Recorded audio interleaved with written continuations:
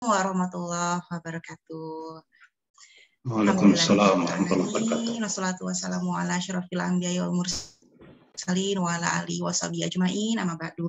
Rabbi shrah li sadri wa yassir li amri wahlul 'uqdatam min lisani yafqahu qawli. Shadaqallahul adzim. Pada yang terhormat Rektor Universitas Trisakti Bapak Profesor Dr. Insinyur Kadarsa Suryadi DEA, yang kami hormati narasumber kita pada hari ini, guru kita Bapak Ustadz Insinyur SR Sinung Baskoro MT dari Badan Geologi Indonesia, yang kami hormati Wakil Rektor 1 dan 4 Universitas Trisakti Ibu Profesor Insinyur Asri Nugrahanti MS PhD IPU, yang kami hormati Wakil Rektor 2 Universitas Trisakti Ibu Dr. Homsiah AK CAFCMA CGMA CRIB, yang kami hormati Wakil Rektor 3 Universitas Trisakti atau yang mewakili, yang kami hormati Bapak Ibu Dekan dan Wakil Dekan, Direktur Lembaga, Kepala Biro, Kepala Unit, Kaprodi, Sekprodi, Bapak Ibu dosen, karyawan, rekan-rekan mahasiswa, dan seluruh sivitas akademika Universitas Trisakti. Kami ucapkan selamat datang, selamat bergabung dalam acara kajian tausiah bulanan Universitas Trisakti dengan tema pada hari ini, ayat-ayat tentang geologi dalam Al-Quran. Acara diselenggarakan pada hari Jumat 24 Februari 2023 bersama saya Prayang Sani. Ya baik Bapak dan Ibu yang kami hormati, mengawali acara pada hari ini, marilah kita mendengarkan lantunan ayat suci Al-Quran yang akan dibacakan oleh qori kita, Saudara Aulia Rahman dari FKG Universitas Trisakti. Kepada Saudara Aulia, kami silakan. Assalamualaikum warahmatullahi wabarakatuh.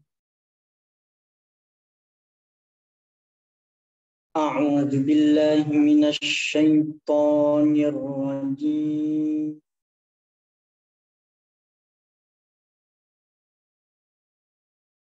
Bismillahirrahmanirrahim.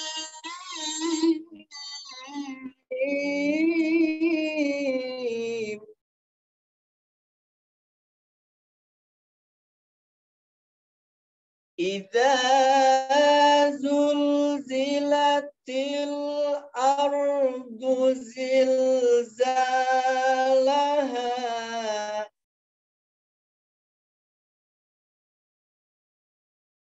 wa akhrajatil ardu athqalaha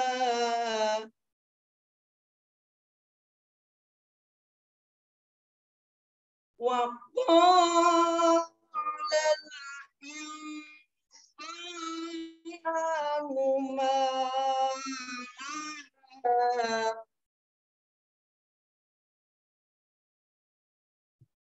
yawma idzin tuhaddithu akhbaraha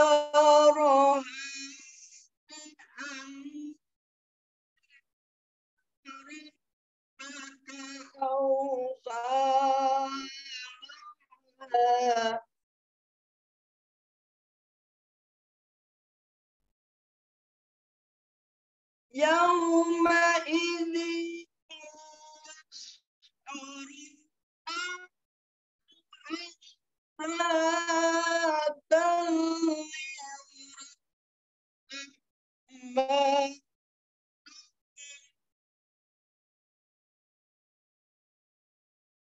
فمن يعمل مثقال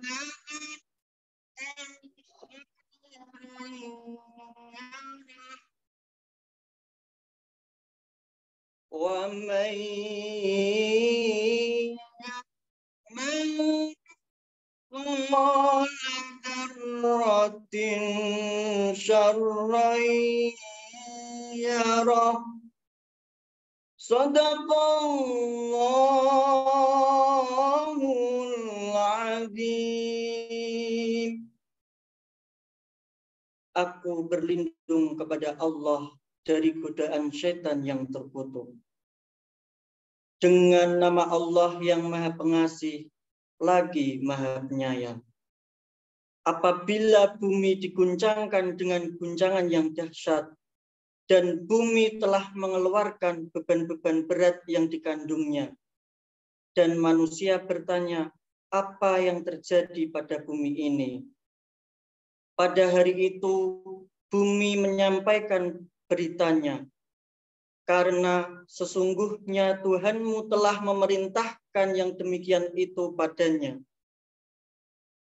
Pada hari itu, manusia keluar dari kuburnya dalam keadaan berkelompok-kelompok untuk diperlihatkan kepada mereka balasan semua perbuatannya.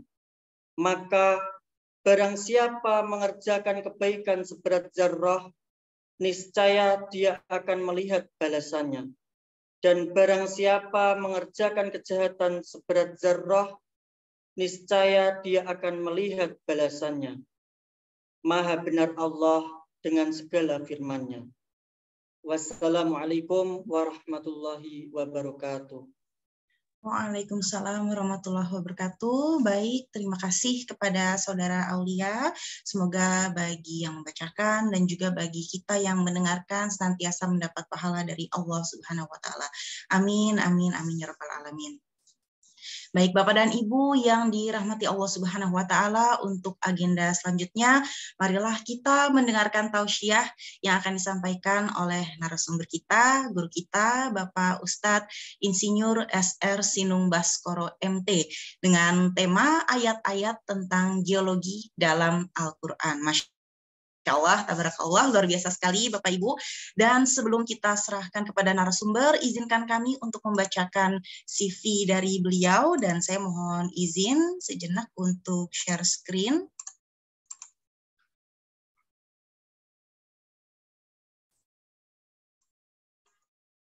Ya, baik. Semoga sudah terlihat. Apakah sudah terlihat Bapak Ibu? Mohon izin sedikit monitor.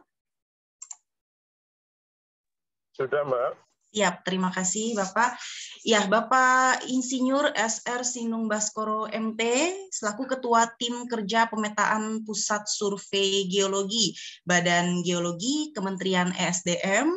Beliau lahir di Madiun 28 Oktober 1964. Beliau menempuh pendidikan untuk sarjana dari Teknik Geologi, Fakultas Teknik Geologi UPN Veteran Yogyakarta, dan juga untuk magister di Magister Teknik Geologi Fakultas Teknik Geologi Universitas Padjadjaran Bandung. Untuk riwayat pekerjaan beliau dari 2010 hingga 2015 ya, menjadi Kepala Museum Geologi dan juga Museum Kars Wonogiri, Museum Geopark Batur Bali, Museum Gunung Api Merapi, dan juga Museum Tsunami Aceh. Lalu dari 2015 hingga saat ini beliau bekerja di Pusat Survei Geologi, Badan Geologi, dan di 2023 ya hingga saat ini diamanahkan sebagai Ketua Tim Kerja Pemetaan Pusat Survei Geologi, Badan Geologi. Lalu untuk penelitian lapangan 2010 sebagai anggota tim ekspedisi ilmiah multidisiplin Lengguru Kaimana 2010 Papua Barat, kerjasama Indonesia dengan Perancis. Lalu publikasi dari beliau di 2019 Atlas Hasil Survei dan Kajian Geologi Calon Ibu Kota Negara atau IKN, Badan Geologi. Lalu untuk organisasi di 2013 hingga saat ini merupakan anggota organisasi profesi IAGI atau Ikatan Ahli Geologi Indonesia.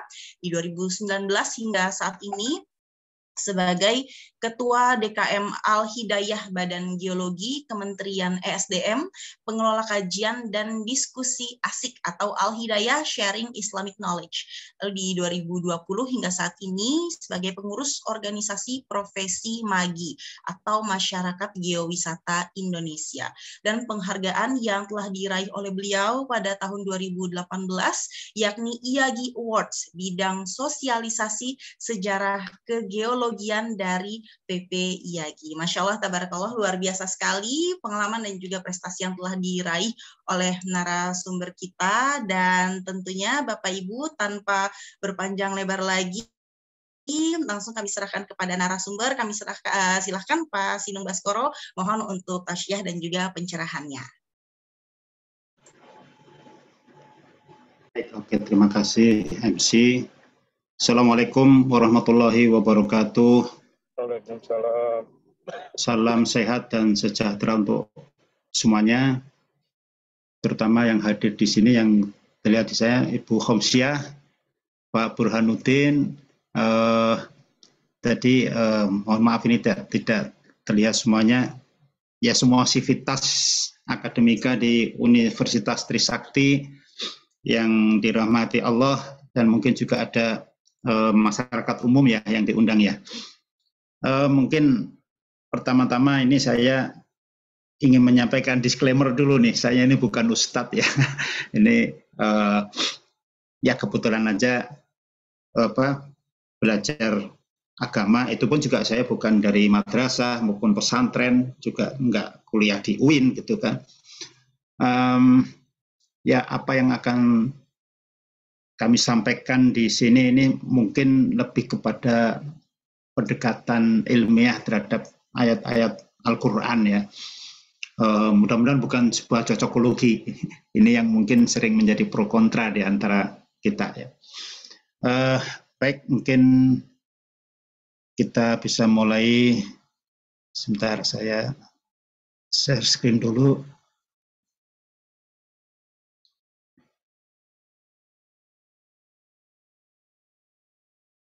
Apakah sudah nampak? Sudah, Ya, Pak. Bapak sudah tampak, Bapak. Baik. Bismillahirrahmanirrahim. Innal hamdalillah nahmadu wa nasta'inu wa nastaghfiruh wa na'udzu billahi min syururi anfusina wa min sayyiati a'malina may yahdihillahu fala mudilla lahu wa may yudlilhu fala hadiyalah. Asyhadu an la ilaha illallah wahdahu la syarikalah wa asyhadu anna Muhammadan abduhu wa rasuluh. Amma ba'du. Pertama-tama tentu kita panjatkan puji syukur kehadirat Allah Subhanahu wa taala yang telah memberikan sebaik-baik nikmat, yaitu nikmat iman dan nikmat Islam, dan saat ini kita diberikan kesehatan dan kesempatan, dua nikmat yang sering dilupakan manusia. Alhamdulillah kita bisa berkumpul di dalam forum kajian tausiah bulanan ya yang dilaksanakan oleh Universitas Trisakti hari ini Jumat berkah, insya Allah 24 Februari 2023. Saya memberanikan diri ini menyampaikan judul ini, ayat-ayat geologi dalam Al-Quran, yang ini merupakan himpunan atau yang saya coba kumpulkan ya katakanlah. Jadi sebenarnya ini pendekatan tafsir dari banyak sumber, jadi bukan dari saya sendiri karena saya juga bukan ahli agama, bukan ahli tafsir. Jadi apa yang akan saya sampaikan ini bisa jadi benar kalau memang benar itu datangnya dari Allah, dan kalau kesalahan yaitu namanya juga ilmu pengetahuan itu sifatnya kebenarannya relatif. Jadi kebenaran mutlak itu hanya di dalam Al-Quran ya, kebenarannya hanya Allah yang paling paham ya, paling tahu gitu kan. Tentunya ya kita sebagai umatnya itu mencoba memberikan pendekatan agar ya khususnya untuk para ilmuwan ataupun orang-orang yang bergerak di bidang keilmuan itu lebih memahami ya tentang ayat-ayat, khususnya ayat-ayat yang mengandung ilmu ya, khususnya geologi ya dalam hal ini. Baik, mohon izin untuk saya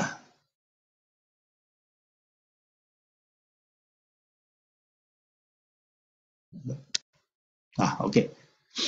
Baik. Geologi itu berasal dari istilah geos dan logos ya, kita tentunya sudah paham. Ini merupakan ilmu yang mempelajari bumi, meliputi komposisi, struktur, sifat fisik, sejarah, dan proses pembentukannya. Kata geologi ini pertama kali digunakan oleh Jean-André Delac tahun 1778 dan diperkenalkan sebagai istilah yang baku oleh Horace Benedict de Saussure pada 1779. Artinya ilmu geologi ini baru muncul sekitar 3 abad yang lalu. Sementara Al-Quran sebagai kitab suci umat Islam yang diturunkan Allah SWT kepada Nabi Muhammad SAW itu sudah ada 14 abad yang lalu. Jadi Al-Quran sudah lebih dulu menyinggung ya tentang, meskipun tidak disebutkan di dalam Al-Quran itu istilah geologi, tetapi ayat-ayat yang berbicara tentang geologi itu sudah banyak termaktub di dalam Al-Quranul Karim. Pertama, saya ingin menyampaikan tentang perintah Iqra ya, perintah Iqra, karena ini adalah ayat yang pertama kali diturunkan kepada Nabi Muhammad SAW pada saat beliau berada di Gua Hira ya, ketika mendapatkan ayat yang pertama kali ini. Anehnya Nabi kita yang ummi, yang tidak bisa membaca dan menulis, justru kemudian diperintahkan Allah dengan ayat Iqra.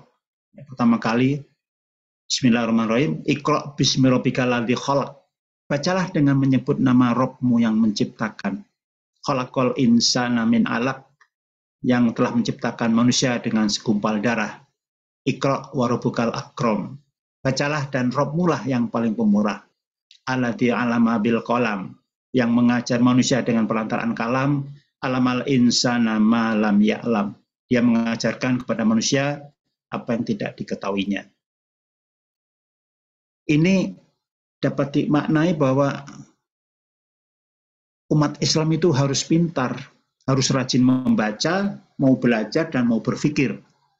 Belum lagi kalau kita lihat di dalam ayat-ayat Al-Quran itu kan banyak sekali ayat-ayat yang kemudian diakhiri dengan kata, mengapa kamu tidak mau berpikir, mengapa kamu tidak mau memahami, mengapa kamu tidak mau menggunakan akal, dan lain sebagainya. Itu banyak sekali ya. Jadi makna Iqra dalam pemahaman saya, ini adalah membaca dengan mata, telinga, dan akal pikiran, yang bisa bermakna itu mengkaji, meneliti, menelaah, menganalisa, dan sebagainya. Jadi Iqra bukan membaca letterleks apa yang tertulis, tetapi apa yang tersirat ya. Jadi bukan hanya yang tersurat, tapi juga yang tersirat. Tentunya ini juga membaca tanda-tanda yang ada di alam semesta. Nah, kemudian ini yang menjadi visi misi katakanlah ya di dalam kajian yang kami adakan juga di masjid kami, untuk menjadikan orang-orang yang baik itu ipteknya maju, kemudian juga iman dan takwanya pun juga meningkat ya. Itu yang dikenal sebagai ulil albab, yaitu orang-orang yang senantiasa menggunakan akal pikirannya untuk memikirkan, menghayati, mentadaburi, mengobservasi segala sesuatu yang telah diciptakan Allah. Hatinya selalu mengingat dan melibatkan Allah SWT dalam segala kondisi, baik di saat berdiri, duduk, maupun berbaring. Itu tersurat di dalam surat Al-Imran 190 hingga 191. Jadi ayat ini ayat yang paling banyak digunakan oleh cendekiawan muslim di dalam kajian-kajian ilmiah berdasarkan ayat Al-Quran ya. A'udzubillahi minasyaitonirrajim. Inna fi khalqis samawati wal ardi wahtilafil laili wan nahari laayatil liulil albab. Sesungguhnya dalam penciptaan langit dan bumi serta pergantian siang dan malam terdapat tanda-tanda kebesaran Allah bagi orang-orang yang berakal. Nah, mudah-mudahan kita semua ini termasuk orang-orang yang dimaksud oleh Al-Quran, yaitu ulil albab. Jadi kita tidak hanya diperintahkan untuk membaca ayat-ayat qauliyah atau Quraniyah yang termaktub di dalam Al-Quran, tetapi juga kita diperintahkan untuk membaca ayat-ayat kauniyah yang ada di alam semesta, serta ayat-ayat insaniyah yang ada pada diri kita sendiri. Nah, sebelum kita bicara tentang ayat geologi, perlu kita pahami bahwa di dalam memahami Al-Quran yang menjadi pedoman hidup manusia, ya khususnya umat Muslim, bahwa kita untuk memahaminya tentu dibutuhkan penafsiran.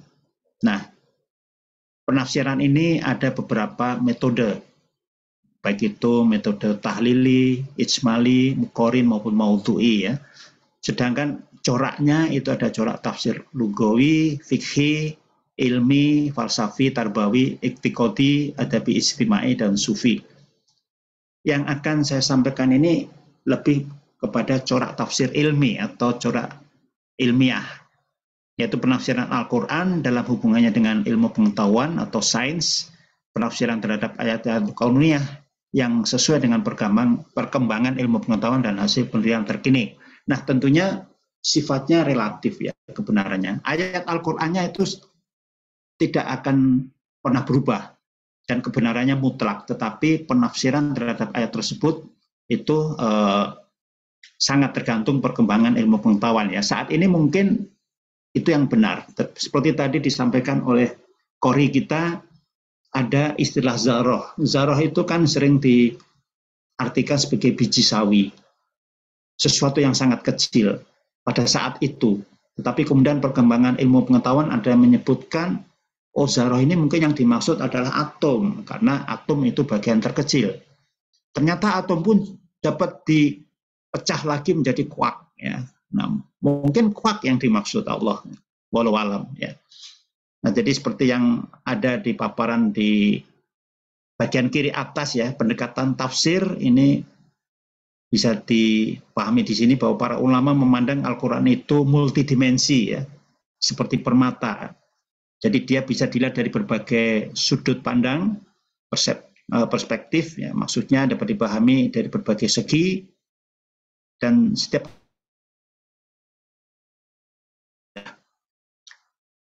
nah ini salah satu upaya untuk memberikan pemahaman khususnya bagi orang-orang intelektual, yaitu dengan tafsir ilmi.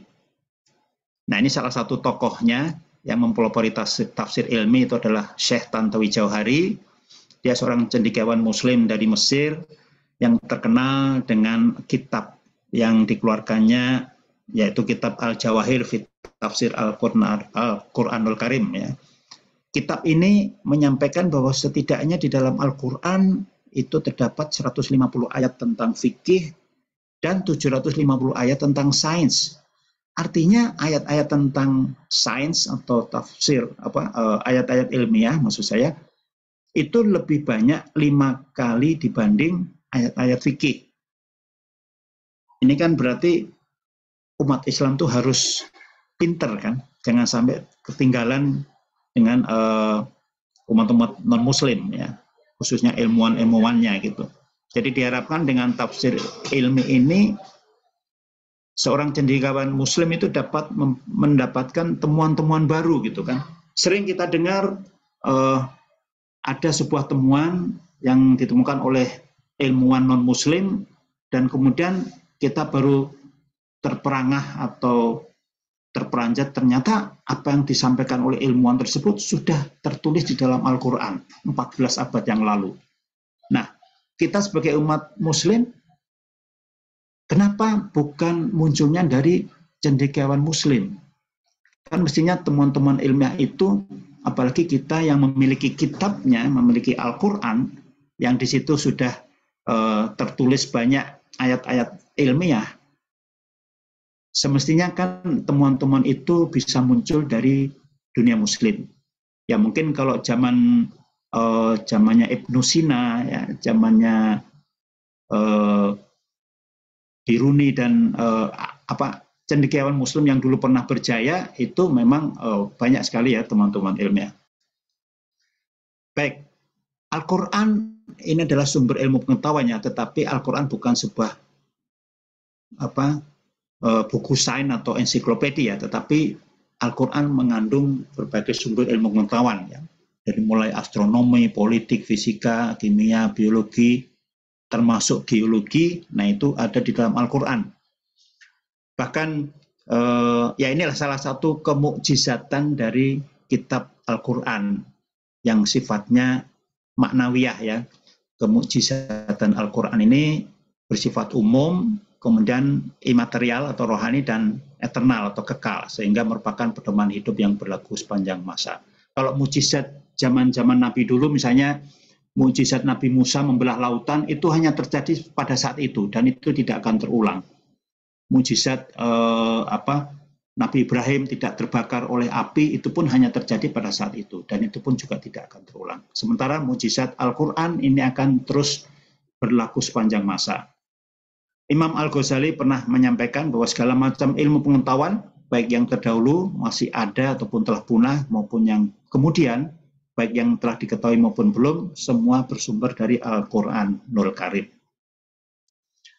Baik, terkait sains atau ilmu pengetahuan secara umum, ini kita lihat bahwa berawal dari kita tentunya manusia, ya, untuk makro kosmos itu mulai dari bumi, solar system, ya kemudian galaksi sampai alam semesta. Sementara yang lebih mikrokosmosnya itu adalah mulai dari tubuh kita, sel, atom, hingga partikel. Maka muncullah bermacam-macam cabang ilmu, diantaranya adalah ilmu geosains, ya, yang itu mempelajari tentang bumi. Geosains sendiri itu kemudian ya, kita kenal ya, geosains atau earth science itu terdiri dari astronomi, meteorologi, geologi, oceanografi, dan juga lingkungan, ya, environmental science. Nah, kita mulai memfokus kepada geologi. Nah, geologi sendiri tentu juga banyak sekali cabangnya, dari mineralogi, petrologi, stratigrafi, dan seterusnya, dan masih banyak cabang-cabang baru yang belum saya tuliskan di sini.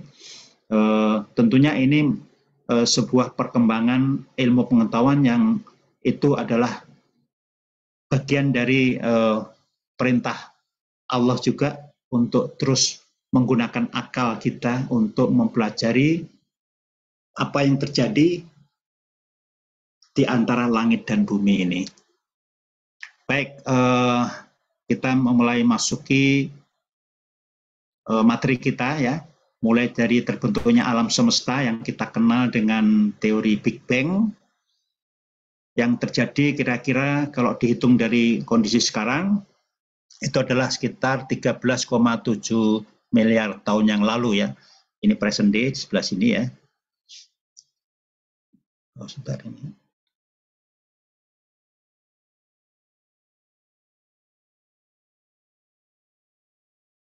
Di dalam surat Al-Anbiya ayat 30 disebutkan bahwa, langsung artinya saja ya, dan apakah orang-orang yang kafir tidak mengetahui bahwasanya langit dan bumi itu keduanya dahulu adalah sesuatu yang padu, kemudian kami pisahkan antara keduanya, dan dari air kami jadikan segala sesuatu yang hidup, maka mengapakah mereka tiada juga beriman. Nah, istilah Rodku dan Fatako, ya, di sini diterjemahkan atau diartikan bahwa roti atau sesuatu yang padu itu merujuk pada dua zat berbeda yang membentuk suatu kesatuan, dan fatako itu dipisahkan antara keduanya dan muncul sesuatu yang ada dari peristiwa pemisahan atau pemecahan struktur. Nah, ini yang dipahami oleh para ahli bagaimana terbentuknya alam semesta melalui peristiwa Big Bang 13,7 miliar tahun yang lalu.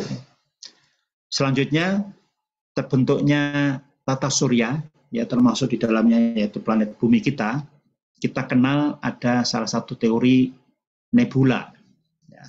Teori ini terbentuk, maksud saya dikemukakan oleh Immanuel Kant tahun 1755 dan disempurnakan oleh Pierre Simon de Laplace tahun 1796. Sehingga sering disebut sebagai teori nebula an Laplace, atau teori kabut.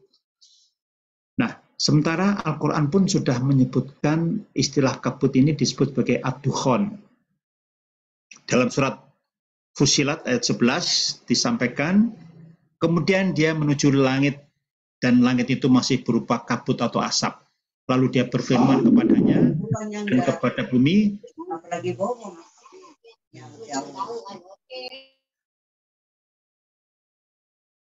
Oke, baik. Lalu dia berfirman kepadanya dan kepada bumi, datanglah kamu berdua menurut perintahku dengan patuh atau terpaksa. Keduanya menjawab, kami datang dengan patuh.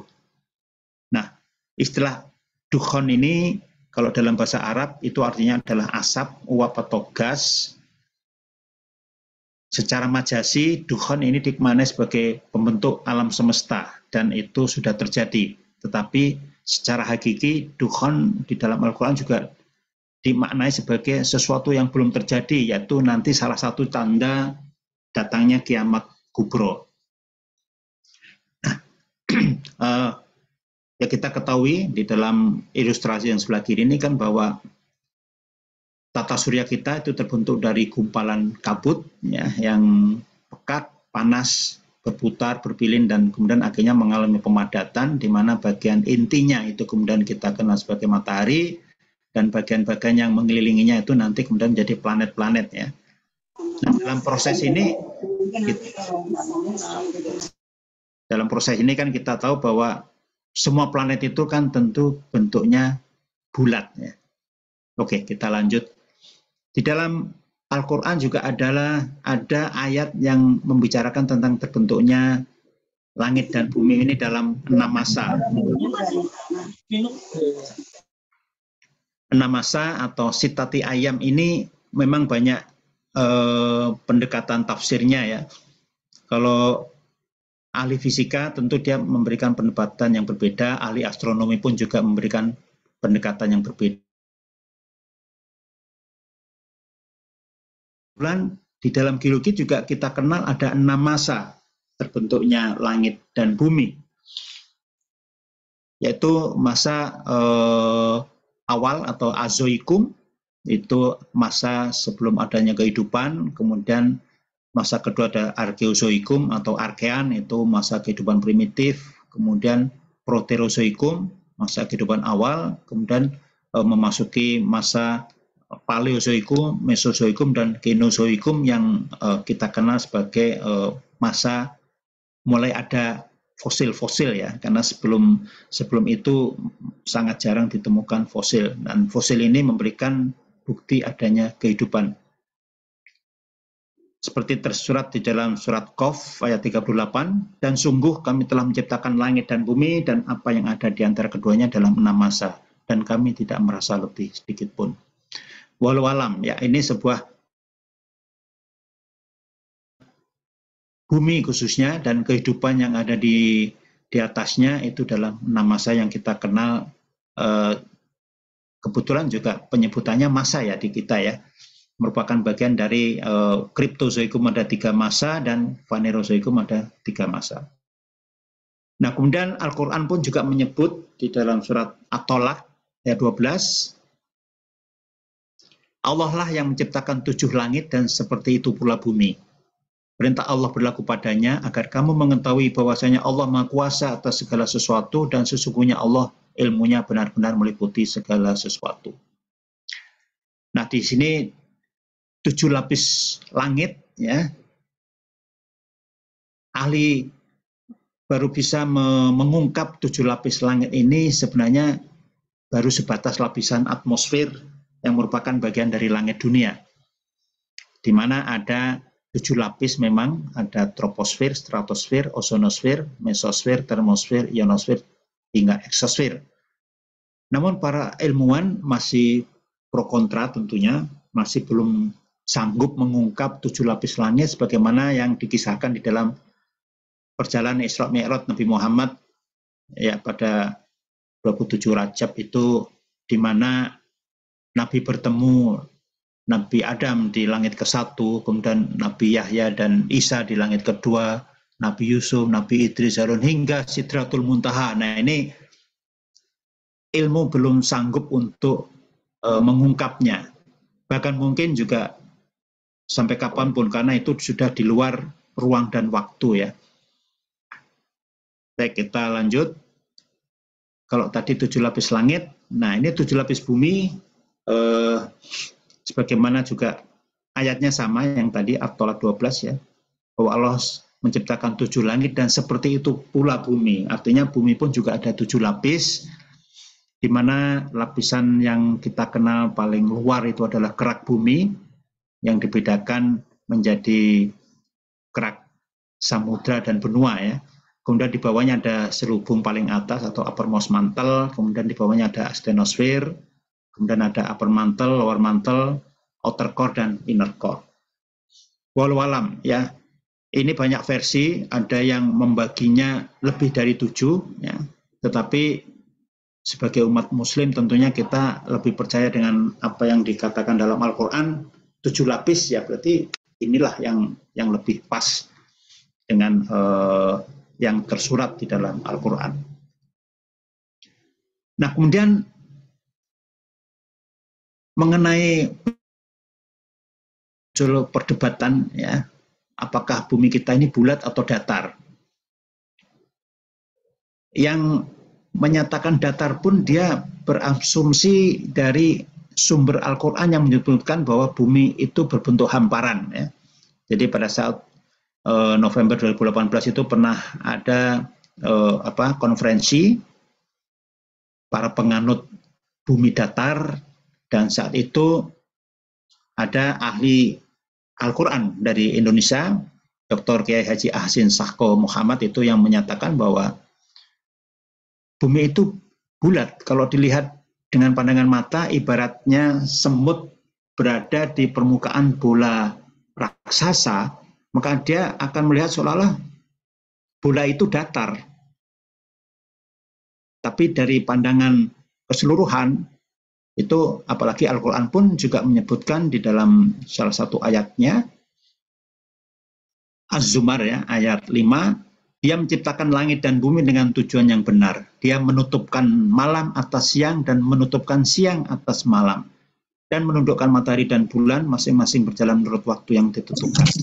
Ingatlah, dialah yang Maha Perkasa lagi Maha Pengampun. Nah, istilah menutupkan ini menggunakan kata takwir ya. Dan itu artinya adalah bola atau menggelinding. Dan itu juga bisa kita lihat dengan bentuk bumi yang bulat itu, maka siang dan malam pun akan silih berganti. Ya, itu akan lebih mudah mungkin bisa dilihat di sini ya, di ilustrasi yang sebelah kanan ini. Ya, bahkan sudah ada fakta-fakta ya. Meskipun ini yang sebelah kanan atas ini, foto bumi dari Apollo 17 ini ada yang menganggapnya rekayasa dari NASA gitu ya. Ya, karena saya juga belum pernah pergi ke bulan, jadi saya belum pernah melihat memang bumi dalam bentuk bulatnya.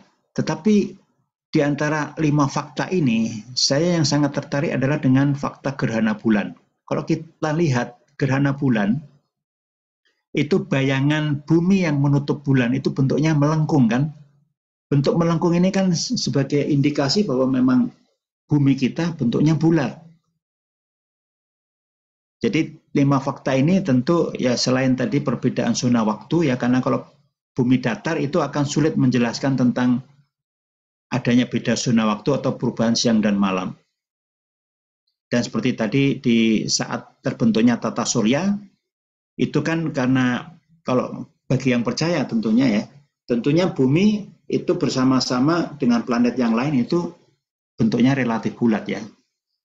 Karena yang kita lihat dari bumi ini kan planet-planet ya seperti Merkurius, Venus, Mars, Jupiter, Saturnus, Uranus, Neptunus itu terlihat bulat ya. Tentunya bumi pun juga bulat. Oke, ini pemahaman yang sementara ini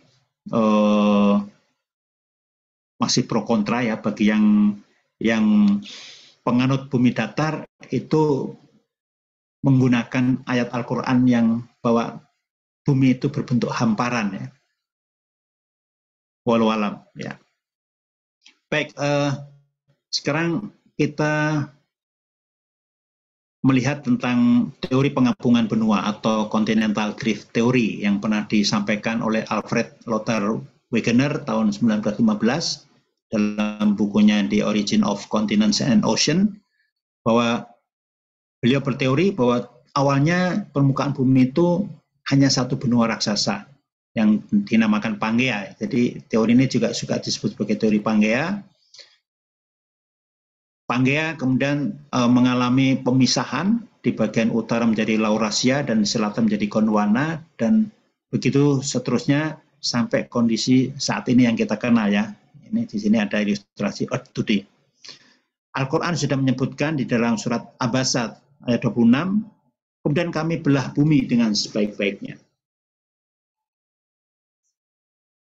Ini bisa dimaknai dalam pengertian yang lain, tetapi kalau kaitannya dengan ini bahwa bahkan ilmu pengetahuan dapat melakukan penelitian ataupun mungkin berdasarkan pergerakan bumi dan tanda-tanda bukti-bukti yang ada, itu bahkan kira-kira 50 juta tahun yang akan datang itu seluruh daratan itu akan kembali menyatu menjadi superkontinen Pangea yang baru ya, entah apa namanya ya. Bahkan sebelum menjadi Pangea pun ilmuwan sudah bisa melihat bahwa awalnya itu bukan Pangea sebenarnya. Benua yang awal muncul itu adalah Rodinia. Ya, Rodinia itu yang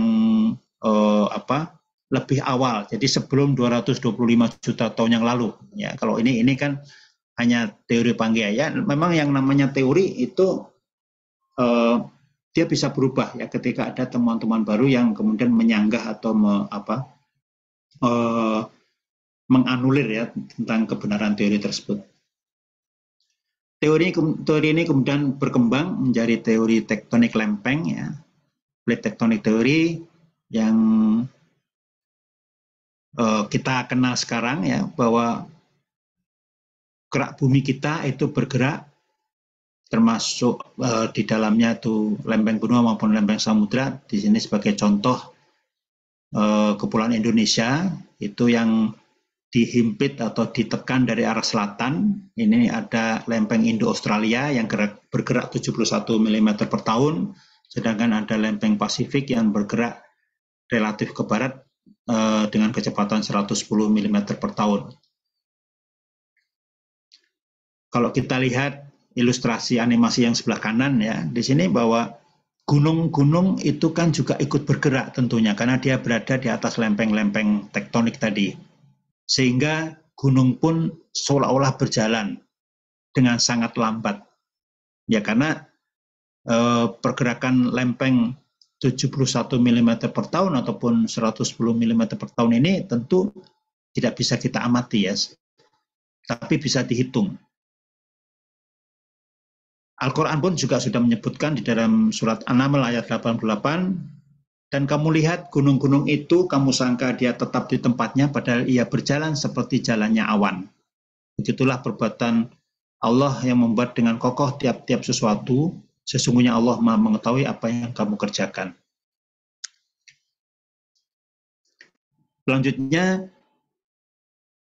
gunung beraneka warna. Ini pun juga disebutkan di dalam Al-Quran, surat Al-Fatir ayat 27. Tidakkah kamu melihat bahwasanya Allah menurunkan hujan dari langit, lalu kami hasilkan dengan hujan itu buah-buahan yang beraneka macam jenisnya. Dan di antara gunung-gunung itu ada garis-garis putih dan merah yang beraneka macam warnanya, dan ada pula yang hitam pekat. Ini banyak yang kemudian menafsirkan ayat ini dengan keberadaan Gunung Pelangi atau Rainbow Mountains di Zhangye Dangsha Geopark ya di Cina. Di sana gunung ini memiliki warna-warni akibat proses sedimentasi letusan gunung api bawah laut ya selama jutaan tahun. Nah, perbedaan warna ini karena kandungan logam dan mineralnya ya, kalau dia dominan kalsium warnanya jadi putih, kalau besi warnanya merah, kalau belerang kuning, tembaga hijau, dan lain sebagainya. Nah, sebenarnya Bukit Pelangi ini ada beberapa tempat di seluruh dunia ini ya. 2 diantaranya ada di Indonesia, yaitu Rainbow Hill di Pekanbaru Riau dan Kelaba Maja di Pulau Sabu, NTT. Nah, ini di Amerika juga ada, di Iran, di Islandia, Argentina, Mauritius, dan Peru. Nah, selanjutnya bicara tentang gunung, Al-Quran juga menyebut gunung ini dalam beberapa istilah ya. Jadi ada istilah rawasiya, ada jabal atau jibal, ada sadda, ada taudi, audiatu, ataupun a'lam. Namun yang paling umum digunakan itu adalah istilah jabal dan rawasiya. Jabal ini lebih ke makna gunung pada umumnya, sedangkan rawasiya itu kepada penyebutan gunung yang berfungsi sebagai pasak bumi. Kata gunung ini disebutkan setidaknya dari 41 kali ya dalam Al-Quran, 2 bentuk makna turunan, yang kemudian ini ada 39, itu 6 bentuk tunggal dan 33 bentuk jamak.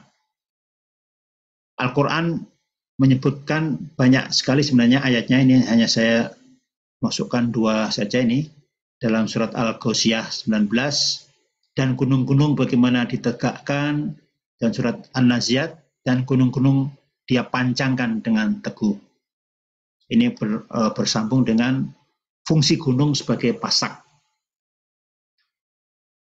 Para ahli sudah menemukan bukti-bukti ya berdasarkan kajian bawah permukaan bahwa gunung itu memiliki akar. Jadi apa yang muncul di permukaan itu hanya sebagian kecil, sementara sebagian besar itu menunjam ke bawah permukaan bumi. Ini yang kemudian disebut di dalam Al-Quran sebagai pasak, ya, sebagai pasak bumi. Seperti tertulis dalam surat An-Naba ayat 6 hingga 7, bukankah kami telah menjadikan bumi itu sebagai hamparan dan gunung-gunung sebagai pasak. Nah, ini istilah hamparan ini yang tadi dipakai para penganut bumi datar itu, bahwa bumi itu datar karena disebutnya hamparan. Ya. Yaitu kan karena saking kecilnya manusia melihat bumi ya seolah-olah datar. Kemudian surat An-Nahl ayat 15, dan dia menancapkan gunung di bumi agar bumi itu tidak goncang bersama kamu, dan dia menciptakan sungai-sungai dan jalan-jalan agar kamu mendapat petunjuk. Nah, fungsi gunung di sini disebutkan agar tidak goncang, berarti dia berfungsi sebagai stabilisator kulit bumi ya. Kalau tanpa gunung maka pergerakan atau rotasi bumi itu akan sangat kencang, dan itu akan berakibat kepada makhluk hidup yang ada di atasnya. Jadi keberadaan gunung-gunung sebagai pasak itu adalah untuk menstabilkan bumi kita ya, sehingga pergerakannya itu berjalan seimbang dan berputar dengan tenang, sehingga kehidupan dapat berlangsung sebagaimana mestinya. Nah, selanjutnya kita mengenal siklus hidrologi ya, atau daur air. Itu Al-Quran pun juga menyebutkan di dalam surat Ar-Rum ayat 48, dialah Allah yang mengirimkan angin, lalu angin itu menggerakkan awan, dan Allah membentangkannya di langit menurut yang dikehendakinya dan menjadikannya bergumpal-gumpal, lalu kamu lihat air hujan keluar dari celah-celahnya, maka apabila hujan itu turun mengenai hamba-hambanya yang dikehendakinya, tiba-tiba mereka menjadi gembira. Angin disebut sebagai ariyaha, awan sebagai sahaban, mendung kisafan, hujan al-watqa ya. Nah, itu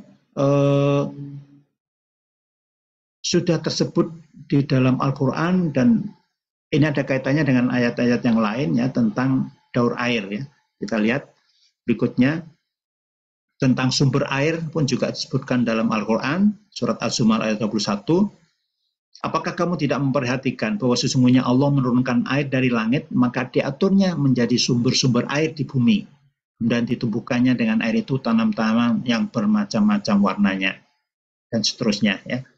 Kita lihat sumber air, kita tahu ada 3 jenis setidaknya ya. Ada air atmosfer atau air hujan, kemudian ada air permukaan, baik itu sungai, rawa, waduk, bendungan, danau, dan laut, serta air tanah atau air sumur dan mata air.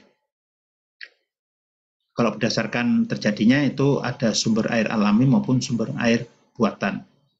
Ini terkait juga dengan ayat berikutnya tentang air hujan ya, air ya, tadi kan ada air hujan, ada air permukaan dan air bawah tanah ya, atau air tanah. Ternyata air hujan pun itu sudah diatur Allah sedemikian rupa sehingga siklus tadi ya, terkait dengan siklus hidrologi tadi, bahwa air yang menguap itu sama dengan air yang jatuh ke bumi. Masya Allah. Dalam penelitian disebutkan bahwa setiap detik sekitar 16 juta ton air menguap dari permukaan bumi. Dan 16 juta ton air itu juga yang akan jatuh kembali ke bumi sebagai hujan. Sehingga jumlahnya akan tetap sama. Nah, kenapa aja banjir? Ya tentu banjir itu terjadi karena ulah manusia sendiri. Banyak aliran-aliran sungai yang terhambat gitu ya. Kemudian ada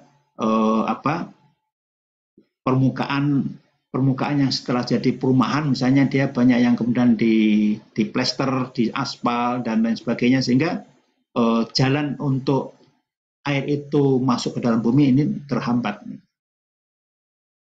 Tapi yang menarik di sini bahwa air hujan yang turun itu sama dengan air menguap. Jadi ini yang disebut sebagai kadar ya di dalam surat Az-Zukhruf ayat 11.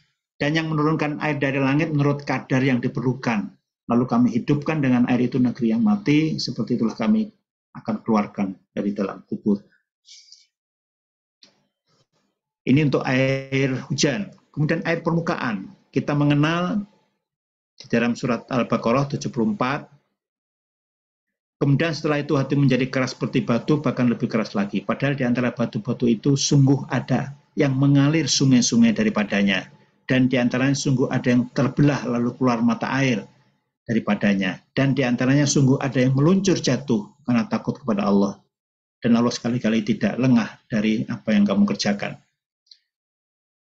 Nah, ini istilah untuk sungai atau al-anhar, mata air, al-ma'u, dan air yang meluncur jatuh. Ini kan air terjun, ya, lama yahbit. Itu pun Al-Quran menyebutkan jenis-jenis air permukaan. Kemudian untuk air tanah itu juga disebutkan dalam surat Al-Mu'minun ayat 18. Dan kami turunkan air dari langit menurut suatu ukuran, lalu kami jadikan air itu menetap di bumi. Dan sesungguhnya kami benar-benar berkuasa menghilangkannya. Kita kenal air hujan yang jatuh ke bumi itu menjadi 3 bagian tentunya ya. Ada yang menguap kembali karena pemanasan, kemudian ada yang mengalir di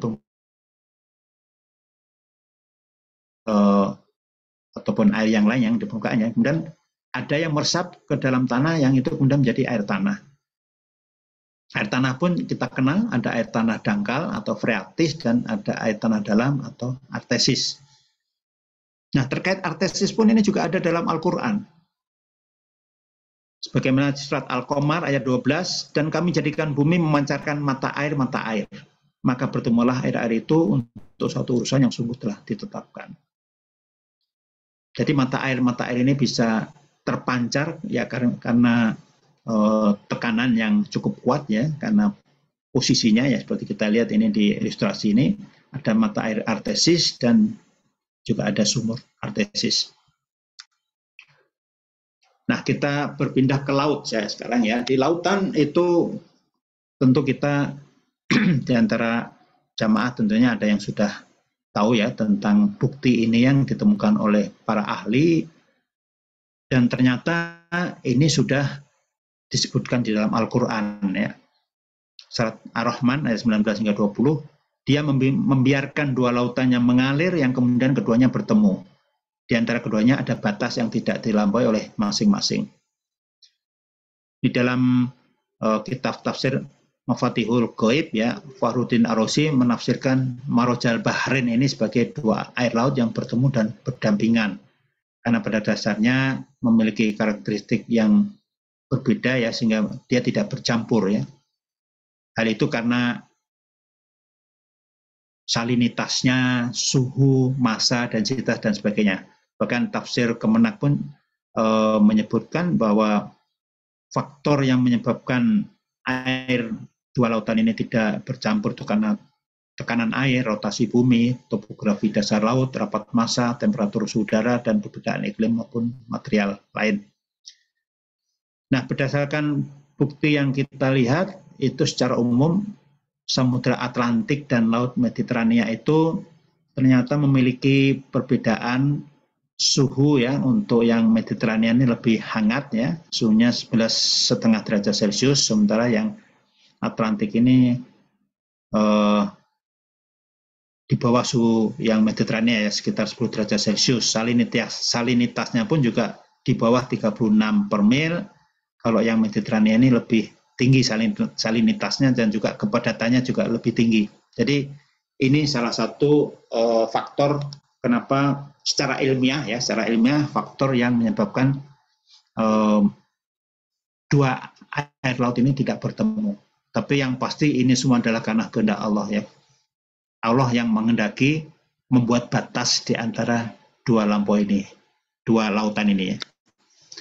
Baik, kalau kita lihat di bawah lautan ini juga ada fenomena yang kita kenal sebagai api di bawah lautan, dan itu pun juga sudah dituliskan dalam surat At-Tur ayat 6, dan laut yang di dalam tanahnya ada api.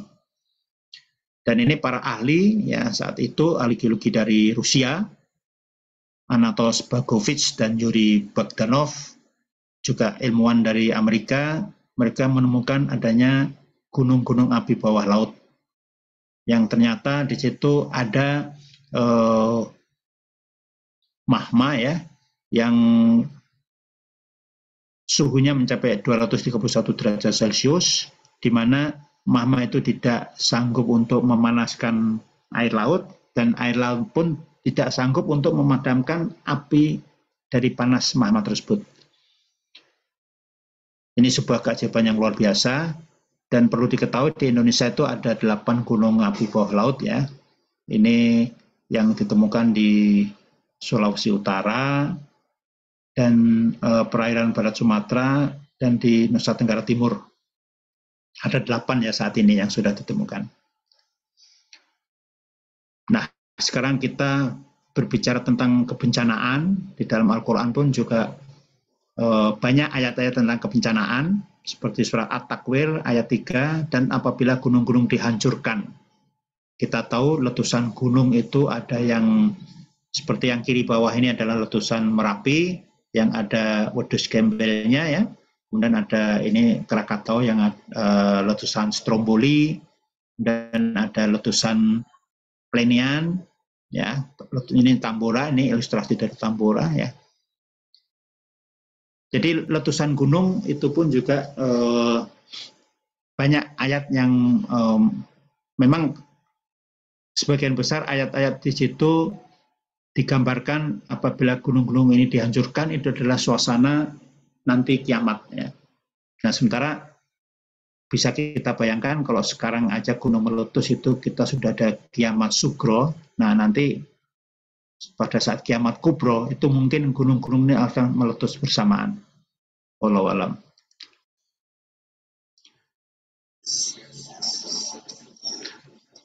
Nah, ini tentang gempa bumi.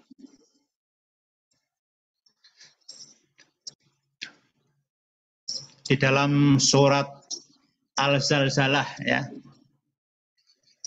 disebutkan bahwa apabila bumi digoncangkan dengan goncangan yang dahsyat. Ya, kemudian surat Al-Ankabut ayat 37, mereka mendustakannya Syuaib ya, saat ini umat Nabi Syuaib tentunya, maka mereka ditimpa gempa yang dahsyat dan jadilah mereka mayat yang bergelimpangan di tempat-tempat tinggal mereka. Ini ilustrasi tadi, ini yang sebelah kanan ini gempa Turki yang kemarin terjadi, bagaimana rumah ambruk ya karena goncangan gempa yang sangat kuat. Nah, ternyata Al-Quran pun menyebutkan gempa ini dalam 3 kelompok istilah ya. Ada zalzalah atau roj itu untuk gempa bumi jenis tektonik, kemudian dak dan rojfah itu untuk gempa bumi vulkanik, dan khosafah itu untuk gempa bumi runtuhan atau amblesan. Kita lanjut ke tsunami ya. Tsunami pun juga disebutkan, salah satunya dalam surat Luqman ayat 32, dan apabila mereka dilamun ombak yang besar seperti gunung, mereka menyeru Allah dengan memulihkan ketaatan kepadanya, maka tatkala Allah menyelamatkan mereka sampai di daratan, lalu sebagian mereka tetap menempuh jalan yang lurus dan tidak ada yang mengingkari ayat-ayat kami selain orang-orang yang tidak setia lagi atau ingkar. Nah, ini gambaran ilustrasi tsunami dalam salah satu film ya, ini tentunya Al-Quran menyebutnya ombak yang besar seperti gunung. Oke, kita lanjut. Nah, likuifaksi pun juga sudah ada di dalam Al-Quran ya. Di dalam surat Al-Hijr ayat 74, maka kami jungkir balikkan negeri itu dan kami hujani mereka dengan batu dari tanah yang keras. Dalam surat Hud ayat 82, maka tatkala datang azab kami jadikan negeri kaum Lut itu yang di atas ke bawah atau kami jungkir balikkan dan kami hujani mereka dengan batu dari tanah yang terbakar dengan bertubi-tubi. Jadi menurut salah satu pendekatan tafsir, yang ini kan yang kita kenal ketika gempa Palu itu kemudian muncullah istilah likuifaksi ya.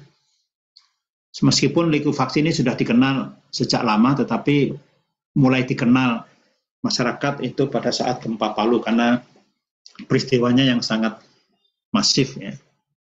Baik, kita lanjut. Ini ada beberapa bentuk bencana. Dalam surat Al-Ankabut ayat 40 disebutkan, maka masing-masing mereka itu kami siksa disebabkan dosanya. Maka di antara mereka ada yang kami timpakan kepadanya hujan batu kerikil atau hasiban. Kemudian di antara mereka ada yang ditimpa suara keras yang mengguntur atau as-soihah. Dan di antara mereka ada yang kami benamkan ke dalam bumi atau agrokna. Dan di antara mereka ada yang kami benamkan dalam bumi. Oh, ini yang kami benamkan dalam bumi yang seperti tadi likuifaksi ya. Man kosafna bihil ard, dan kemudian kami tenggelamkan di dalam laut atau man agrokna. Ini contohnya waktu kapal selam kita ada yang tenggelam itu, yang bencana saat itu ya. Nah, ini sebenarnya juga bencana, tapi juga kita lihat bahwa kalau di dalam Al-Quran disebutkannya bahwa sebenarnya meteor itu adalah senjatanya malaikat untuk mengusir jin. Ya. Kalau dalam tafsir ya, dalam beberapa tafsir, tapi kalau dalam ilmiah tentunya kita melihat bahwa Shihabun Sakib atau bintang yang menyala itu yang kita kenal sebagai meteor, itu adalah benda-benda langit, baik itu dari asteroid ya terutama, yang kemudian tertarik gravitasi dan jatuh ke bumi. Dalam surat As-Saffat ayat 10 disebutkan, akan tetapi barang siapa di antara mereka mencuri informasi, maka ia akan dikejar bintang yang menyala. Ya, ini yang mereka di sini yang dimaksud para jin ya, ketika mencuri kabar dari langit. Dalam surat Al-Hijr 16-18 juga disebutkan, dan sungguh kami telah menciptakan gugusan bintang-bintang di langit, dan kami telah menghiasi langit itu bagi orang-orang yang memandangnya. Kami menjaganya dari setiap setan yang terkutuk, kecuali setan yang mencuri berita yang dapat didengar dari malaikat, lalu dia dikejar oleh semburan api yang terang. Ini yang kita kenal dengan meteor ataupun komet ya, yang terbakar. Meteor atau bintang menyala ini kita kenal dalam keilmuan kita itu ada meteorit logam, ada meteorit batu, dan pertemuan antara meteorit dengan permukaan bumi itu bisa menghasilkan percikan akibat ledakan yang kuat, itu yang kemudian menjadi tektit ya. Ini contohnya ini tektit dari Biliton ya, yang kita kenal sebagai batu satam. Nah, terkait dengan meteorit, ini ada ayat yang disebutkan dalam surat Al-Hadid ayat 25. Sungguh kami telah mengutus rasul-rasul kami dengan membawa bukti yang nyata, dan telah kami turunkan bersama mereka Alkitab dan neraca keadilan supaya mereka dapat melaksanakan keadilan. Dan kami turunkan besi yang padanya terdapat kekuatan yang hebat dan berbagai manfaat bagi manusia. Dan seterusnya ya. Yang menarik di sini, Al-Quran menggunakan kata anzalna. Kata anzalna itu artinya kami turunkan. apabila diartikan secara harfiah, maka besi ini adalah benda yang diturunkan dari langit. Dan ternyata ilmuwan menemukan fakta bahwa besi itu berasal dari langit. Ilmu juga memberikan informasi kepada kita bahwa besi adalah logam berat yang tidak dapat dihasilkan oleh bumi kita sendiri.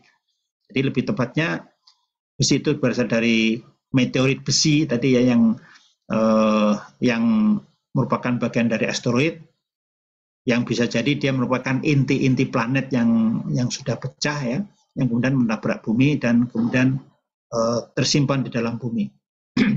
Namun anzana juga dapat ditafsirkan sebagai menciptakan, ya, memberi artinya bumi itu tercipta untuk memberikan manfaat bagi manusia. Walau alam. Nah, terkait dengan benda-benda atau sumber daya, khususnya yang sangat kita kenal itu emas, ya. Emas ini atau disebut zukhrufan, dalam surat Az-Zukhruf 35 disebutkan, kami buatkan pula perhiasan-perhiasan dari emas. Dan semuanya itu tidak hanya kesenangan kehidupan dunia dan kehidupan akhirat, itu di sisi Tuhan adalah bagi orang-orang yang bertakwa. Selain emas, Al-Quran juga menyebutkan tentang perak. Salah satunya ini surat Al-Insan ayat 21. Mereka memakai pakaian sutra halus yang hijau dan sutra tebal, dan dipakaikan kepada mereka gelang terbuat dari perak. Dan Rabb memberikan kepada mereka minuman yang bersih. Selanjutnya tentang batu mulia. Di dalam Al-Quran ini hanya 2 jenis ini yang disebutkan ya. Jadi Al-Quran tidak menyebutkan, karena memang bukan ensiklopedi ya. Jadi tidak semuanya tertulis ya, batu bacaan nggak ada dalam Al-Quran ya. Di Al-Quran disebutkan dalam surat Ar-Rahman 19-22, dia membiarkan 2 laut mengalir, yang tadi ya, yang 2 laut yang tidak bertemu tadi. Dia membiarkan 2 laut mengalir yang kemudian keduanya bertemu, di antara keduanya ada batas yang tidak dilampaui masing-masing. Maka nikmat Tuhanmu mana yang kamu dustakan? Dari keduanya keluar mutiara dan koral, yang disebut lu'lu' wal marjan.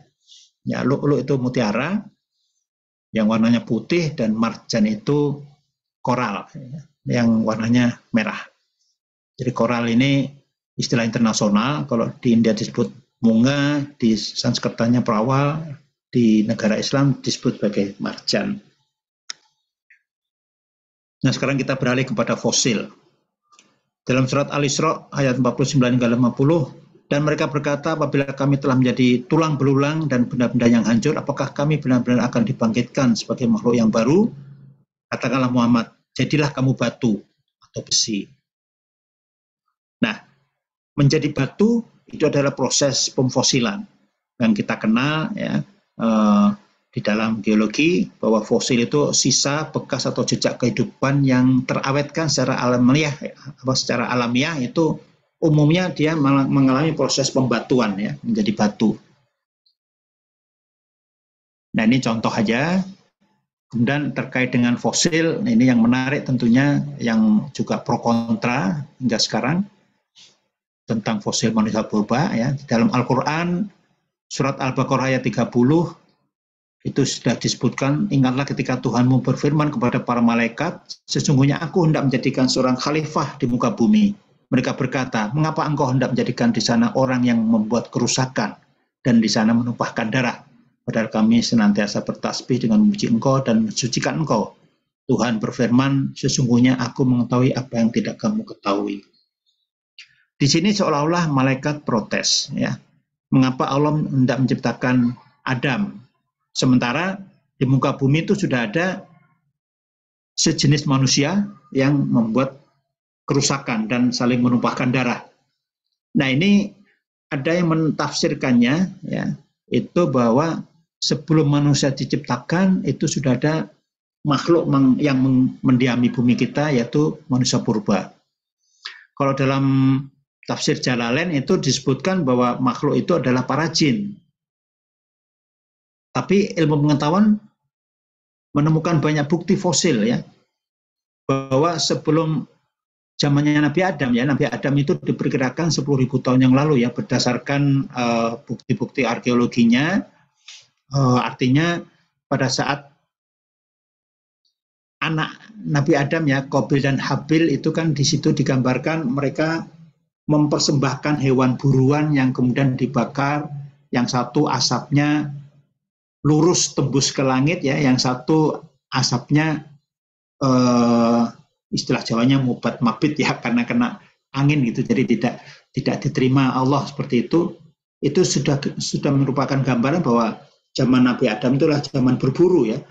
Zaman berburu itu sekitar 10.000 tahun yang lalu, dan di situ merupakan zaman budaya Neolitikum ya, seperti yang digambarkan di sebelah kanan ini. Itu sudah manusia modern. Sementara barangkali menurut Al-Quran, manusia sebelum Adam itu adalah yang kita kenal sebagai manusia purba, itu belum layak disebut manusia. Mungkin mereka ya seperti sebagian ada yang menyebutnya sebagai manusia kerak gitu ya. Mereka mungkin belum layak untuk dijadikan khalifah. Dia belum mendapatkan amanah untuk mengelola bumi kita. Walau alam, ini pro kontra yang tidak ada habisnya juga ini. Kita lanjut tentang sumber daya ya. Terkait dengan fosil, kita kenal ada bahan bakar fosil, yaitu batu bara dan minyak bumi. Dalam surat Al-A'la ya 4-5 disebutkan, dan yang menumbuhkan tumbuhan atau rerumputan lalu dijadikannya tumbuh-tumbuhan itu kering kehitam-hitaman. Istilah kering kehitam-hitaman itu dimaknai sebagai proses kalau di dalam terbentuknya batu bara ya, di situ proses pembatubaraan ya, ketika dia mengalami karena unsur kehidupan itu kan mengandung setidaknya ada karbon, hidrogen, oksigen, nitrogen. HON ini bersifat gas sehingga dia mudah menguap, sementara karbon ini kan bersifat padat sehingga dia mengendap. Oleh karenanya mengalami proses karbonisasi sehingga kayu-kayu ya atau tumbuh-tumbuhan atau rumputan itu kalau dia mati dia akan tertimbun dan dia akan lama-kelamaan berwarna hitam karena kandungan karbonnya yang mengendap, sementara unsur-unsur yang lain menguap. Dan hal ini pun juga hampir sama dengan proses pembentukan minyak bumi, di mana istilah al-mar'a ya, padang rumput atau pastur itu bukan pepohonan atau sajarota maupun tumbuh-tumbuhan atau nabata ya. Jadi al-mar'a di sini mengacu pada substansi organik, yaitu tumbuhan atau rerumputan, termasuk di dalamnya adalah tumbuhan air ya, seperti jenis ganggang, alga, dan hidrilla ya. Jadi pembentuk minyak bumi juga itu adalah dari jenis tumbuhan, termasuk di dalamnya binatang jenis plankton. Nah, kalau di dalam buku-buku sekolah ya SMA SMP itu suka digambarkan minyak bumi ini terbentuk dari dinosaurus. Padahal jauh lebih, jadi sebelum ada dinosaurus itu sebenarnya minyak bumi sudah mengalami proses pembentukan ya. Walau alam. Oke, kita lanjut lagi. Asal muasal kehidupan itu berasal dari air ya. Al-Qur'an menyebutkan dalam surat Al-Anbiya 30. Ini tidak saya baca semuanya, ini potongan ayat memang, kami jadikan segala sesuatu yang hidup itu dari air. Maka mengapakah mereka tidak juga beriman? Sesuatu yang hidup dari air ini kalau kita lihat di dalam proses evolusi kehidupan di muka bumi, ternyata memang kehidupan itu awalnya ada di air ya, akuatik. Jadi dulu daratan itu tandus, tidak ada kehidupan. Kehidupan bermula dari air. Makanya fosil tertua itu yang ditemukan kan jenis ganggang ya. Jenis cyanobacteria. Yang kemudian pada saat sekitar zaman Devon ya, itu terjadi transisi atau migrasi dari air ke darat. Jadi mulai ada seperti digambarkan di atas ini, ada tadinya jenis ikan ya, yang tadinya lingkungan laut, terus kemudian dia bertransisi menjadi amfibi. Amfibi ini dia kadang ke darat, kadang ke... Nah, pada saat ini pun juga di masa yang sama di sekitar zaman Devon itu mulai muncul tumbuh-tumbuhan darat.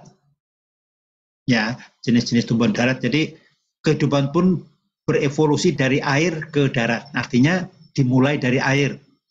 Selain itu dapat ditafsirkan juga bahwa memang semua kehidupan itu berasal dari air, ya, seperti halnya manusia itu berasal dari air, dan tubuh kita kalau manusia pertama dari tanah, ya, tapi manusia selanjutnya dari air, ya.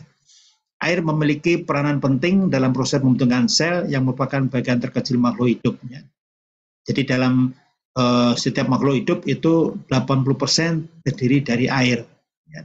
Termasuk 50 hingga 90% dari tubuh organisme itu, ya, yang terdiri dari air. Termasuk kita, tanpa air kita nggak akan bisa hidup, ya. Kita mungkin tanpa makan bisa bertahan lebih lama, tapi tanpa air kita nggak akan bisa bertahan lama. Oke, kita lanjut. Nah, kita kenal yang namanya sumber daya geologi, ya, ini khususnya di sini migas. Kita lihat dalam surat Ar-Rahman 33, ini bukan soal sumber dayanya, tapi bagaimana manusia mengeksploitasi sumber daya geologi. Wahai golongan jin dan manusia, jika kamu sanggup menembus atau melintasi penjuru langit dan bumi, maka tembuslah.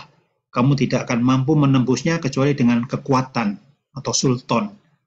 Nah, kalau menembus langit itu dengan kekuatan yang berupa pesawat ulang-alik, ya. Sedangkan untuk menembus bumi itu dengan pengeboran, ya, pengeboran. Ini baik pengeboran di daratan maupun di lepas pantai. Jadi kekuatan di sini adalah kekuatan ilmu, pengetahuan, dan teknologi.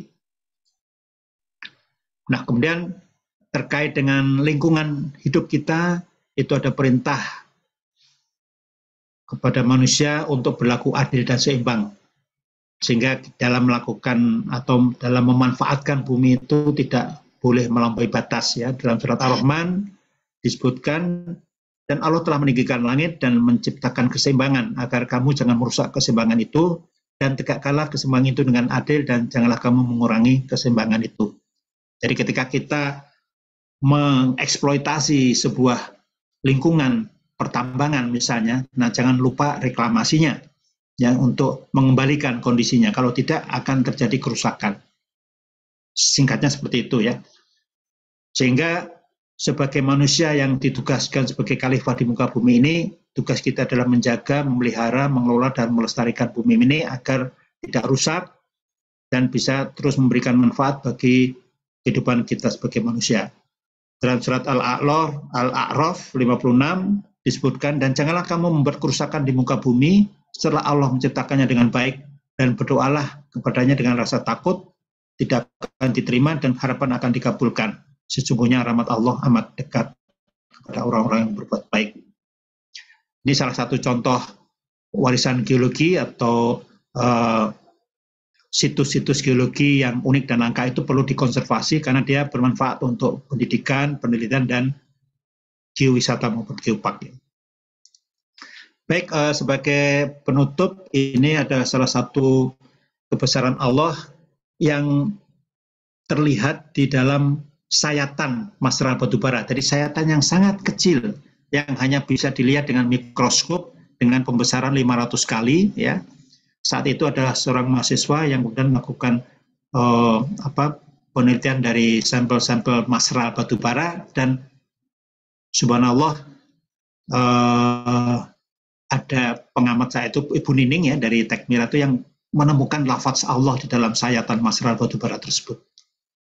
Ini yang menjadikan penutup kajian kita, kembali kepada surat Ali Imran 190, sesungguhnya dalam ciptaan langit dan bumi serta perubahan malam dan siang terdapat tanda-tanda kebesaran Allah bagi orang-orang yang berakal atau ulil albab. Baik, mungkin sepintas itu yang bisa saya sampaikan, mudah-mudahan ada manfaatnya. Jika ada kebenarannya itu datangnya dari Allah, dan jika ada kesalahan itu karena kesalahan saya pribadi. Wabillahi taufiq wal hidayah. Assalamualaikum warahmatullahi wabarakatuh. Waalaikumsalam warahmatullahi wabarakatuh. Masya Allah, tabarakallah. Terima kasih banyak Bapak Sinung Baskoro atas kajian yang telah disampaikan. Sangat menarik ya pastinya. Mungkin sebelum kita masuk ke tanya jawab, sedikit untuk menyampaikan ringkasan, namun mohon maaf jika keterbatasan ilmu pengetahuan yang saya miliki, di mana yang telah disampaikan adalah Al-Quran merupakan sumber ilmu pengetahuan, salah satunya geologi, dan Allah memerintahkan kita untuk mempelajari apa yang ada di langit dan di bumi, dan tentunya banyak sekali ayat-ayat Al-Quran yang mengandung unsur geologi ataupun unsur dari bumi, diantaranya ada teori Big Bang pada Quran Surat Al-Anbiya ayat 30, lalu bumi itu bulat pada Quran Surat Az-Zumar ayat 5, lalu tentunya yang masih sangat ini ya happening terjadi di kita, gempa bumi, yakni pada Quran Surat Al-Zalzalah ayat 1 dan juga Quran Surat Al-Ankabut ayat 37, lalu untuk tsunami Quran Surat Luqman ayat 32, dan tentunya masih banyak lagi, dan semoga apa yang kita dapatkan ya, segala ilmu pengetahuan yang kita dapatkan pula bisa menjadi muhasabah bagi kita semua. Amin, amin, amin, ya rabbal alamin. Baik Bapak dan Ibu, kita akan ada sesi tanya jawab ya hari ini insya Allah hingga pukul 10.30. Jadi kami persilakan Bapak Ibu untuk bisa menyampaikan pertanyaannya, boleh langsung ya dengan mengaktifkan mikrofonnya ataupun juga via chat, fitur chat. Dipersilahkan Bapak Ibu. Dan ini tentunya banyak juga ya Bapak Ibu dari Fakultas Teknologi Kebumian dan Energi, khususnya dari Prodi Teknik Geologi yang hadir ya, dan juga sudah memberikan salam di kolom chat. Mungkin izin ataupun Bapak Ibu lintas fakultas, lintas disiplin ilmu yang lain, silakan untuk dapat menyampaikan pertanyaannya atau tanggapan. Dipersilakan Bapak Ibu.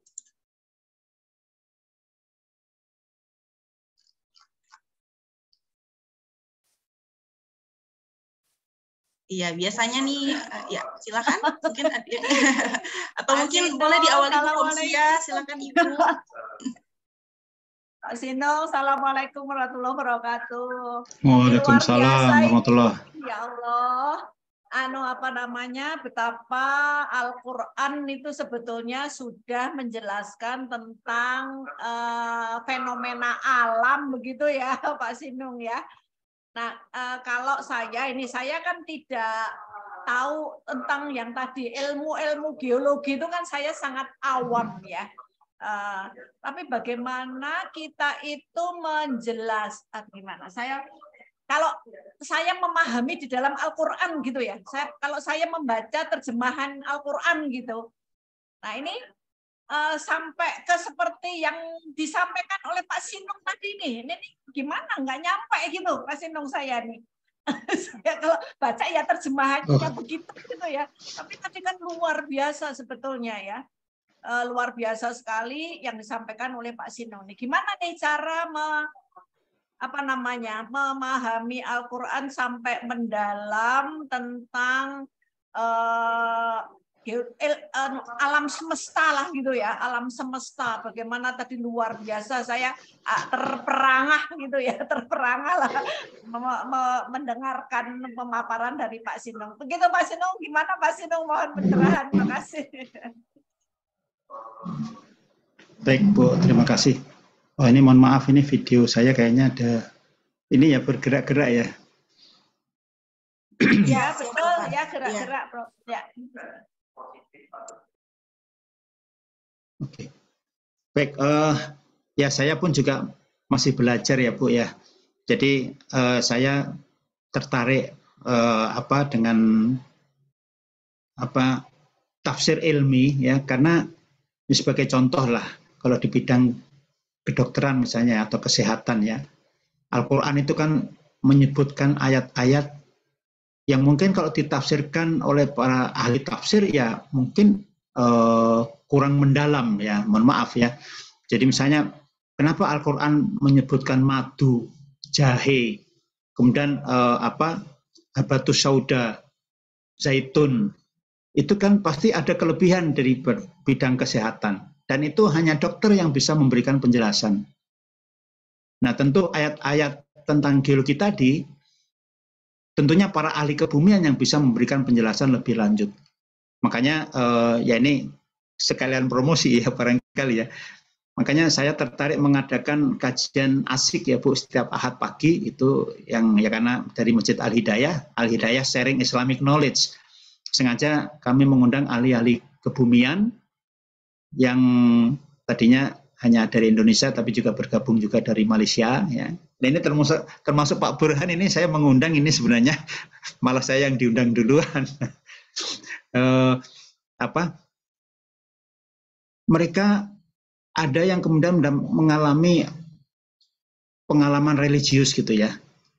Seperti Ibu Rita waktu itu dia meneliti sebuah mikroba. Mikroba itu ternyata ada yang aerob, anaerob, ada yang organik, anorganik seperti itu ya. Al-Quran pun sudah menyebutkan bahwa kehidupan ini berpasang-pasangan. Berpasang-pasangan itu ternyata tidak hanya laki-laki dan perempuan, jantan dan betina gitu ya. Tetapi juga tadi organik dan anorganik, aerob dan anaerob. Mungkin juga hal-hal lain yang ternyata memang semua itu sudah ada pasangannya. Ini yang kemudian membuat menjadi pengalaman religius tersendiri. Nah, ya kebetulan mungkin untuk orang-orang yang curiosity-nya besar itu ya, keingintahuan besar gitu kan, biasanya dia tidak cukup puas dengan penjelasan misalnya seperti kenapa begini, kenapa begitu gitu. Dia ingin tahu lebih banyak gitu ya. Dari ayat-ayat itu kan yang tadi saya sampaikan bahwa ayat-ayat ilmiah dalam Al-Quran itu 5 kali lebih banyak daripada ayat fikih ya, yang dalam kitabnya Syekh Tantowi Jauhari ya. Kalau dari Ustadz Agus Purwanto, Gus Pur itu malah disebutnya ada 800 ayat, lebih banyak lagi. Dan itu menjadi tantangan buat kita ya, untuk lebih mengenal Al-Quran ya sebagai kitab kita ya. Tentunya kalau kita mengaji itu tidak hanya sekedar baca Arabnya saja sampai khatam ya, mungkin sudah saatnya kita selain baca Arabnya, kita baca juga terjemahannya minimal.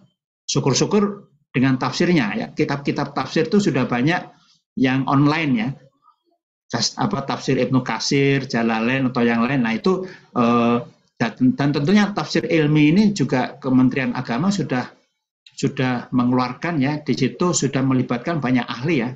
Ahli geologi, ahli astronomi, ahli kesehatan, dan banyak ahli yang di situ memang diminta untuk menjelaskan dari sisi keilmiahan dari ayat tersebut. Karena yaitu tadi pemahaman suatu ayat itu multidisiplin, tidak hanya cukup dengan satu penafsiran, tapi perlu dengan penafsiran yang lain, yang tentunya itu sejalan dengan ilmu yang kita geluti. Ya karena kebetulan saya bergelut di bidang geologi, otomatis saya tertarik dengan ayat-ayat geologi ya. Nah kalau teman-teman yang lain mungkin ketika ya tadi misalnya para dokter, tentu mereka akan tertarik dengan ayat-ayat kesehatan atau ayat-ayat kedokteran dalam Al-Quran ya. Jahe itu disebut loh Bu dalam Al-Quran. Kenapa jahe? Dan bahkan itu menjadi minuman surga nantinya. Nah, kita baru bicara Al-Quran, belum bicara hadis misalnya. Kenapa kurma itu disunahkan untuk berbuka puasa ya? Nanti kita sebentar lagi puasa, itu sunahnya kan makan kurma, karena ternyata kurma itu mengandung zat gula yang lebih mudah dicerna oleh tubuh, berbeda dengan sirup, kolak ya. Nah, apalagi kalau kita biasanya kalau Ramadan itu sudah tersedia kolak ataupun sirup gitu ya, padahal itu tidak menyehatkan karena gula istilahnya jadi kurang bagus lah untuk kesehatan. Tetapi kalau kurma itu mengandung zat gula yang memang itu dibutuhkan oleh tubuh, dan itu bisa menggantikan. Kenapa 3 butir itu pun juga ada penjelasannya secara ilmiah. Nah mungkin sementara itu Bu jawaban dari saya, mudah-mudahan tidak puas.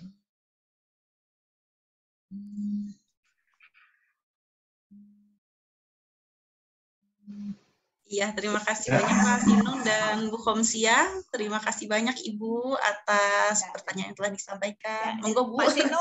Pak Sinung kayaknya memang perlu mengupas satu surat aja, gitu ya.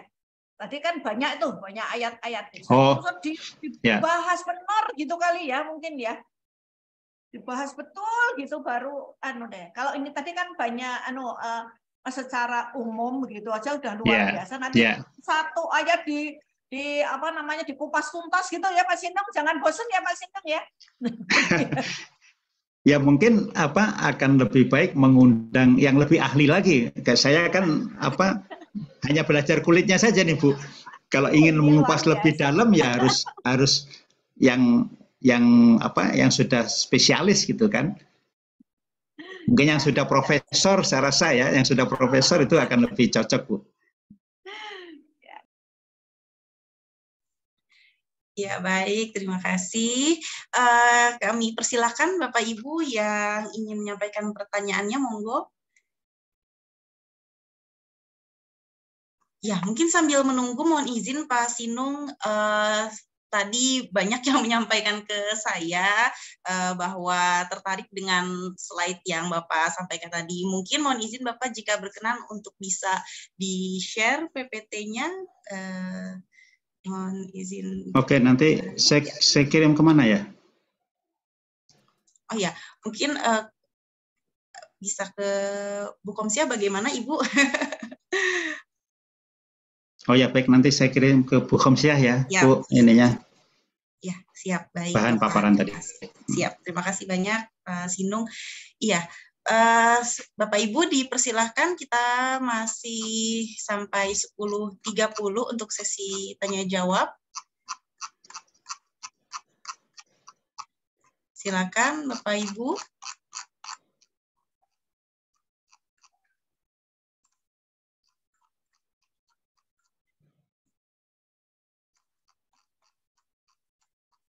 Bagaimana Bapak Ibu silakan. Ada yang ingin menyampaikan pertanyaan untuk Pak Sinung?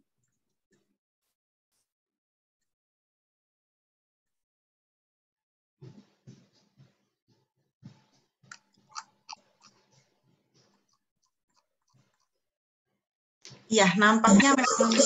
Bagaimana? Mungkin ada yang ingin ditanggapi? Ya mungkin sepertinya belum ada ya, namun Masya Allah, Tabarakallah, banyak sekali ya di kolom chat ya yang sekiranya sangat mendapatkan pencerahan dari apa yang disampaikan oleh Pak Sinung, luar biasa sekali, dan juga bagi saya pribadi pun menjadi ilmu pengetahuan yang insya Allah luar biasa bermanfaat.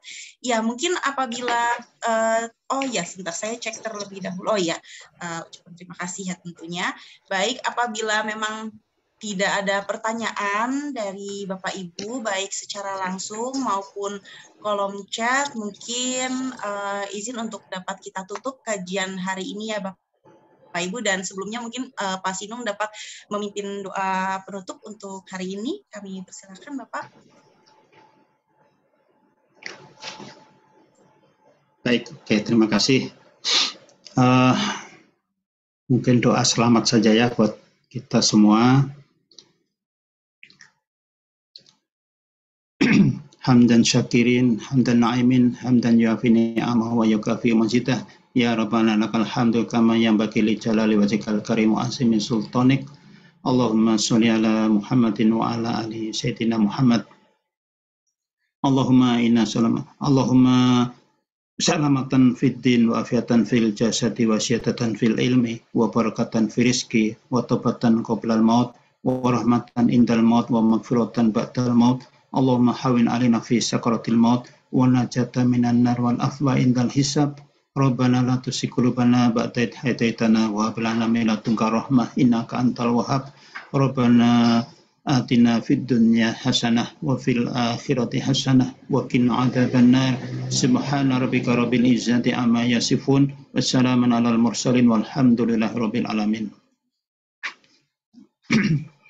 Alhamdulillah. Terima kasih banyak Pak Sinung. Dan sebelum kita tutup, seperti biasa Bapak Ibu, kita berfoto bersama terlebih dahulu. Mohon izin Bapak Ibu untuk dapat mengaktifkan kameranya dan akan dibantu oleh tim Humas Universitas Trisakti ya secara remote untuk mendokumentasikan kegiatan kita hari ini. Ya, walaupun belum bisa menyampaikan ya untuk memonitor, tapi pastinya sudah siap tim Humas ya dengan aba-aba saya. Baik Bapak dan Ibu sudah siap semua ya. Oke, untuk slide yang pertama kita ada 4 slide. Oke, slide pertama 3, 2, 1. Oke, baik, kita beralih ke slide yang kedua. 3, 2, 1. Iya, baik. Ke slide yang ketiga. 3, 2, 1. Oke, dan slide yang terakhir. 3, 2, 1. Iya. Alhamdulillah sudah di-capture semuanya. Baik, Bapak dan Ibu yang dirahmati Allah Subhanahu wa taala, alhamdulillah demikianlah acara tausiah pada hari ini ya bersama keluarga besar Universitas Trisakti. Sekali lagi terima kasih jazakallah khairan kepada narasumber kita Bapak Sinung Baskoro atas tausiah yang diberikan, serta terima kasih kepada Bapak Ibu pimpinan Universitas Trisakti dan seluruh sivitas akademika Universitas Trisakti. Semoga di Jumat Barokah ini Allah Subhanahu wa taala senantiasa mengijabah doa-doa kita, memberikan kesehatan lahir batin, menjauhkan kita dari segala wabah penyakit dan mara bahaya dan memberikan rezeki yang halal dan berkah. Amin amin ya rabbal alamin. Baik Bapak dan Ibu, saya Prayang Sani mohon undur diri dan mohon maaf atas segala ketidaksempurnaan karena segala khilaf datangnya dari kami sebagai manusia dan segala kesempurnaan datangnya hanya dari Allah Subhanahu wa taala. Insya Allah kita dapat bertemu di kajian berikutnya. Akhir kata kami ucapkan wabillahi taufiq wal hidayah. Wassalamualaikum warahmatullahi wabarakatuh. Terima kasih Bapak dan Ibu. Salam sehat, selamat beraktivitas. Waalaikumsalam warahmatullahi wabarakatuh. Terima kasih Pak Sinung, Bu Komsia, Bapak Ibu pimpinan, Sami-sami ya. Dosen, Tendik, terima kasih. Terima kasih. Ya, hatur nuhun semuanya. Makasih banyak. Ya, terima kasih kembali Bapak. Terima kasih.